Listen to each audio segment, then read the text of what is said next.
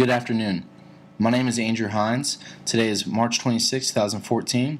I am in the Art History Online class this month, studying for Sports Marketing and Media. I will be interviewing Will Ogburn, who is also in the Sports Marketing and Media program. Question 1. What do you see as the role of the visual arts in society today, particularly in your profession? I think the visual arts have a huge effect on society because sight is the driving force behind our state of mind. When we see something beautiful or horrible, it instantly triggers an emotional response. This is the way I believe artists engage the fan.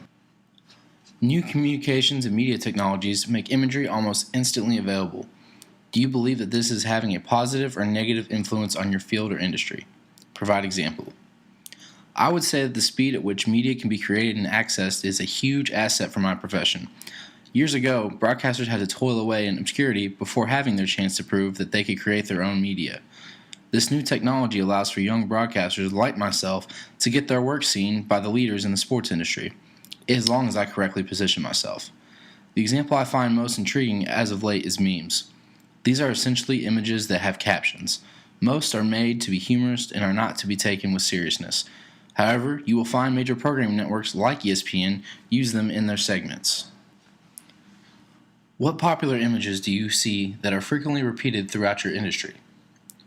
When I think of repeated imagery in my industry, I think of the classic slow-motion panning shots of empty stadiums when telling the story of a player that played, particularly in documentaries. Whenever you watch a documentary and look at these opening scenes, I often find the producer typically chooses this route as an introduction note. It is a simple approach but takes a creative eye to be able to master. Who is one of your favorite visual artists and/or what is your favorite style of visual art? I love the ESPN 30 for 30 documentary series because of the disparity in the style of their storytelling.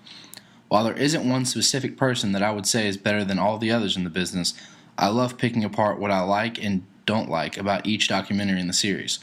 Some have better shots while some may have more creative graphics or animation.